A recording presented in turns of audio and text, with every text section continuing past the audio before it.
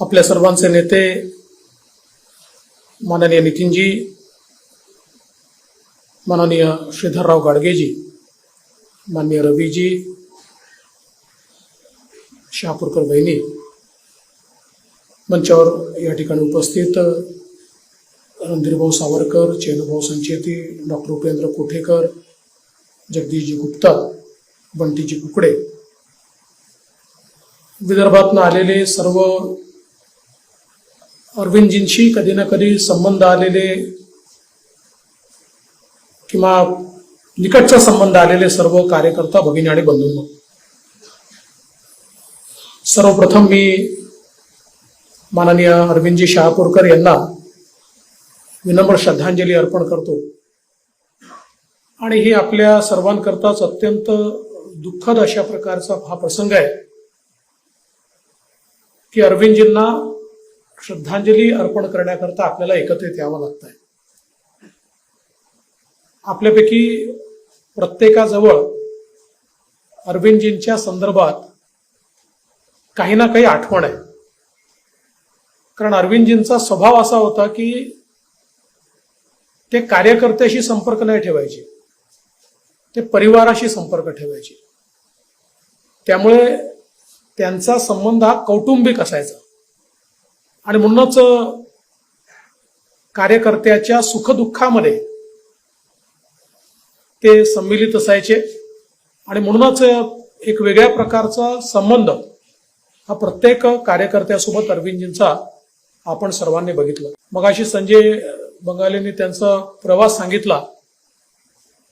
खरं म्हणजे शिक्षणानंतर नोकरी करायची की संघाचं कार्य करायचं, त्यांनी संघाचं कार्य निवडलं आणि नरखेडला, त्यानंतर अमरावती महानगरामध्ये, मग खामगाव जिल्ह्यामध्ये प्रचारक म्हणून त्यांनी काम केलं.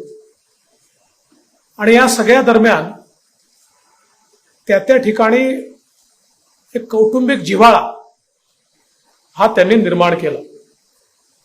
आताच रवीजींनी संघ कार्य त्यांनी कसं केलं आणि त्यांच्यातला जो संघटक होता, त्यांच्यातला जो योजक होता, तो कशा प्रकारे त्या ठिकाणी त्यांच्या कार्यातनं दिसत होता हे आपल्या समोर सांगितलं. भारतीय जनता पक्षामध्ये माझ्यासारखा व्यक्ती, माझा कार्यकर्त्यापासून तर एका लोकप्रतिनिधीपर्यंत किंवा एखाद्या नेत्यापर्यंतचा प्रवास हा अरविंदजींसोबतच झालेला आहे. त्याच्यामुळे अतिशय जवळून अरविंदजींसोबत काम करण्याची संधी मिळाली. खरं तर त्यांनी जे काही संघ कार्य केलं होतं त्यामुळे साहजिक विदर्भातल्या अनेक भागांमध्ये त्यांचा संबंध होता आणि भारतीय जनता पक्षाचे संघटन मंत्री म्हणून खरं म्हणजे पहिल्यांदा त्यांना ज्यावेळेस भारतीय जनता पक्षाचं काम करायला सांगितलं त्यावेळी त्यांची अपेक्षा ही संघाचं काम करण्याची होती. परंतु एकदा आदेश आला की मग काम करायचं अशी जी प्रथा आहे त्याप्रमाणे ते भारतीय जनता पक्षाच्या कामाला लागले. पण हे जे काही त्यांचे जुने संबंध होते त्या संबंधांमुळे अरविंदजींनी विदर्भामध्ये एक आपली अतिशय वेगळी प्रतिमा तयार केली. विदर्भातल्या गावोगावचे नेते नाही, कार्यकर्ते देखील अरविंदजींना माहिती होते. आणि इतका प्रचंड प्रवास, मला असं वाटतं की अरविंदजीचं सगळ्यात मोठं बलस्थान काय असेल तर तो प्रवास होता. प्रचंड प्रवास अरविंदजी हे सातत्याने करायचे आणि हा प्रवास केवळ सकाळी येऊन संध्याकाळी परत येणे इतपुरतं मर्यादित नव्हता. अनेक वेळा दिवसेंदिवस वेगवेगळ्या ठिकाणी, शहरांमध्ये, गावांमध्ये राहायचं, कार्यकर्त्यांच्या घरी राहायचं, नेत्यांच्या घरी राहायचं आणि त्यातनं त्यांच्या कुटुंबासोबतही जिव्हाळा निर्माण करायचा, अशा प्रकारचं अरविंदजींचं कार्य होतं. आणि म्हणूनच कार्यकर्त्यांसोबत नेत्यांनाही एक हक्काचा व्यक्ती कोण तर अरविंदजी. आपल्या मनातल्या गोष्टी कोणाकडे सांगता येतील तर अरविंदजींकडे सांगता येतील. अनेक वेळा काम करताना संताप असतो, उद्रेक असतो. हा संताप आणि उद्रेक कुठे व्यक्त करता येईल तर तो अरविंदजींकडे करता येईल. अशा प्रकारची एक खात्री ही नेत्यांमध्ये असायची. आणि म्हणून विदर्भातले मोठे मोठे नेते हे देखील आपलं मनमोकळं अशा प्रकारचा संवाद अरविंदजींशी ठेवायचे. आणि अनेक वेळा तणावाच्या वातावरणामध्ये तो तणाव बॅलन्स करण्याचं काम, एक संवाद स्थापित करण्याचं काम हे अरविंदजींना करताना आपण सगळ्यांनी त्या ठिकाणी बघितलं. जेव्हा प्रवासात नसतील त्यावेळी अरविंदजी हमखास विभागीय कार्यालयामध्ये आपल्याला भेटायचे. खरं म्हणजे अरविंदजींनी आणि माननीय नितीनजींनी विभागीय कार्यालयाची जेव्हा निर्मिती केली आणि त्यानंतर विभागीय कार्यालय हे विदर्भातल्या कार्यकर्त्यांकरता आणि नेत्यांकरता एक अतिशय हक्काचं ठिकाण झालं. मला आठवतं की विदर्भ विभागीय कार्यालयाचं ज्यावेळेस उद्घाटन होतं तर त्यावेळेस अरविंदजींनी मला बोलवलं आणि सांगितलं की प्रमोदजी येणार होते, तर तिथे समोरच सभा होती आपली, तर याची जबाबदारी उद्घाटनाची सभेची तू करायची, पेढे वगैरे जे काय ते तयार करून घ्यायचे. आणि पहिल्यांदाच अशा प्रकारची जबाबदारी माझ्याकडे होती. ती जबाबदारी नीट पार पाडली आणि आपल्या नेहमीच्या सवयीप्रमाणे वर्षभर बिल काही देता आलं नाही, त्यामुळे तो जो व्यक्ती होता तो चक्रा मारायचा. मी अरविंदजींकडे यायचो. अरविंदजी म्हणायचे काय चिंता करतो, आपण कोणाचं दिलंय म्हणून त्याचं देऊ, पण देऊ, योग्य वेळी देऊ, काळजी करू नको, असं गमतीने म्हणायचे. पण शेवटी त्यांनी मध्यस्थी करून आणि मग ते जे काही त्याचं बिल वगैरे होतं ते दिलं. पण एकेका कार्यकर्त्याला निवडून त्याला जबाबदारी देऊन त्याच्यातलं जे काही नियोजन आहे, योजकता आहे ती तयार करायची, नेतृत्व तयार करायचं, अशा प्रकारची अरविंदजीची पद्धती होती. आणि विभागीय कार्यालयामध्ये देखील त्या ठिकाणी बसल्यानंतर पत्रकार असतील, लोक असतील, सगळ्यांना भेटायचे. आणि जर ते बाहेर नसतील तर विभागीय कार्यालयात असतानाही दिवसभरात फोनवरून अनेक नेत्यांशी, कार्यकर्त्यांशी त्यांचा संपर्क असायचा. म्हणजे विदर्भात ते नागपूरला असले तरी त्यांचा संपर्क असायचा, नसले तरी संपर्क असायचा, असा सातत्याने संपर्क ठेवण्याचं काम ते करायचे. निवडणुका आल्या की निवडणुकांचं एक मोठं भार हा त्यांच्यावर असायचा. त्या सगळ्या योजना, त्याचा सगळा बॅकबोन म्हणून ते काम करायचे. आणि मला असं वाटतं की त्या काळामध्ये विशेषतः लोकांना समजवण्याचं काम, कार्यकर्त्यांना समजवण्याचं काम, ज्यांना उमेदवारी मिळाली नाही त्यांना समजवण्याचं काम, नाराज झालेल्यांना समजवण्याचं काम, हे अरविंदजी खूप मोठ्या प्रमाणात त्या काळामध्ये करायचे.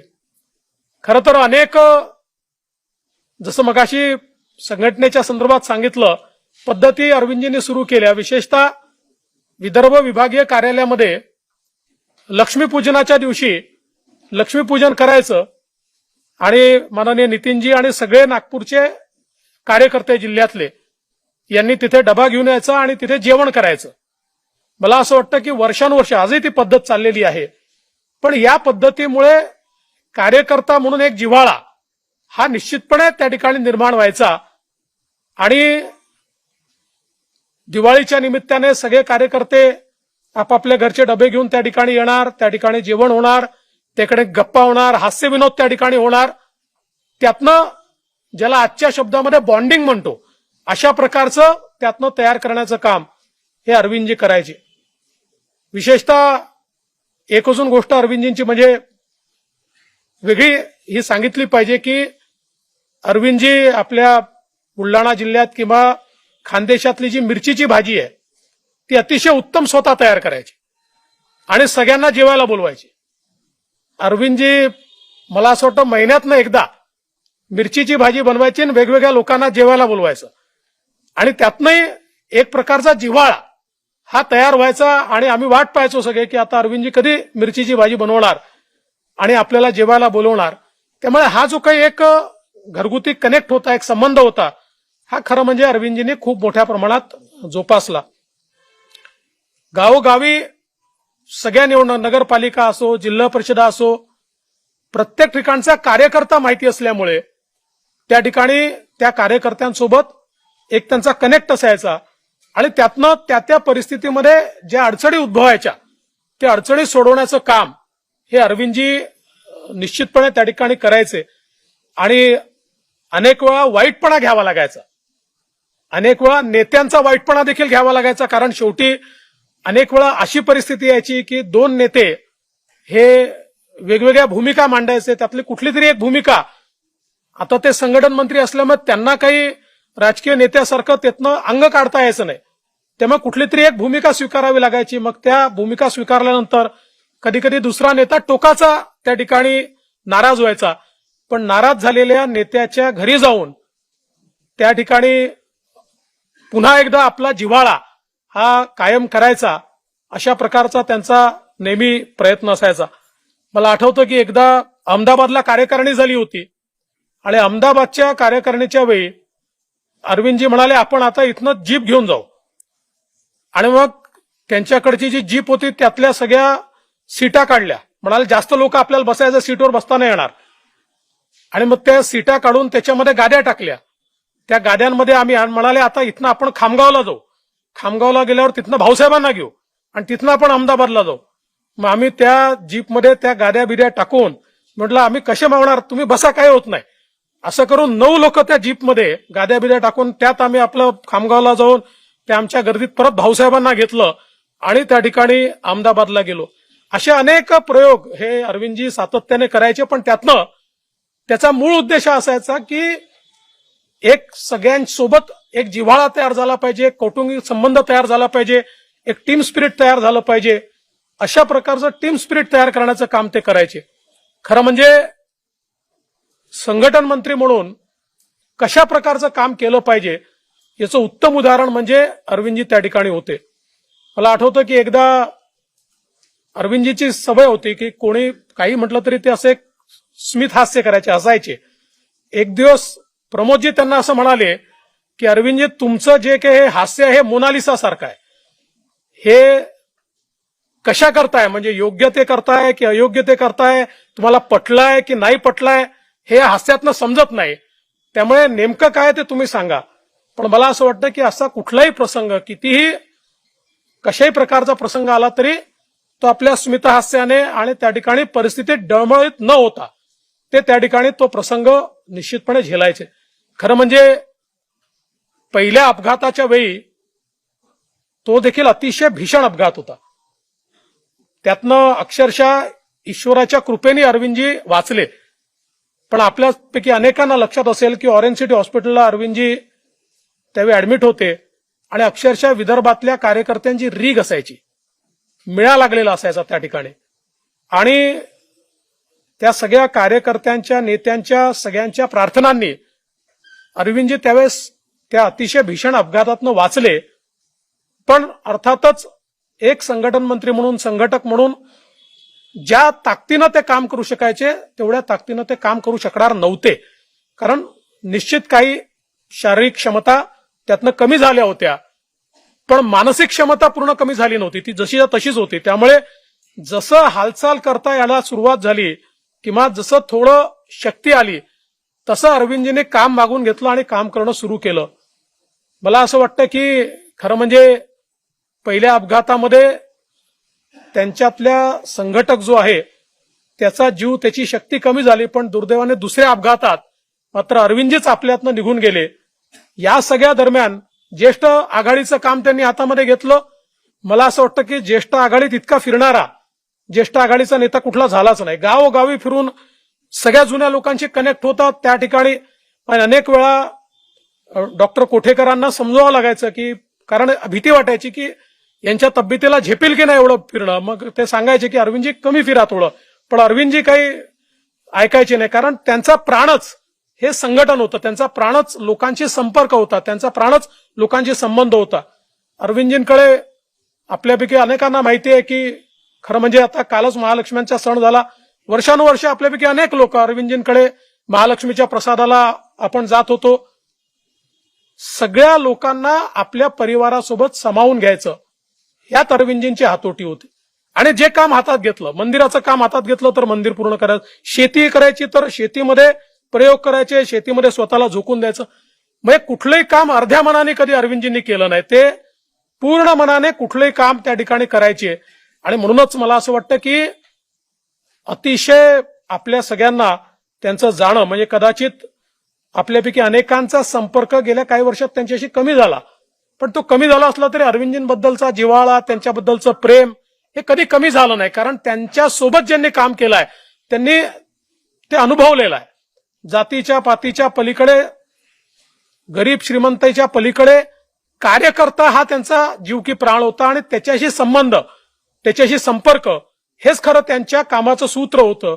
आणि म्हणूनच मला असं वाटतं की त्यांचं जाणं आपल्या सगळ्यांना अतिशय चटका लावून या ठिकाणी गेलेलं आहे. खरं म्हणजे अशा प्रकारचे कार्यकर्ते हे तयार होणं हे फार कठीण आहे. पण शेवटी मला असं वाटतं की संघाच्या पद्धतीतनं आपण जे व्यक्ती निर्माण म्हणतो त्यात ज्या लोकांकडे पाहून आपल्याला वाटतं की खऱ्या अर्थानं कार्य कसं केलं पाहिजे त्यापैकी एक अरविंदजी त्या ठिकाणी होते. खरं म्हणजे अनेक गोष्टी सांगता येतील. मंचावर बसलेल्या सगळ्यांच्या आठवणी, समोर बसलेल्या सगळ्यांच्या आठवणी, इतक्या आठवणी असतील कारण प्रत्येकाच्या जीवनाला कुठेतरी अरविंदजींनी स्पर्श केलेला आहे. पण आज अरविंदजी आपल्यामध्ये नाहीत. ते नसले तरी शहापूरकर परिवार, वहिनी आहेत, मुली आहेत, हा आपलाच परिवार आहे. त्याच्यामुळे शेवटी या परिवाराच्या पाठीशी देखील आपण सगळे अतिशय खंबीरपणे येत्या काळात देखील उभे राहूच.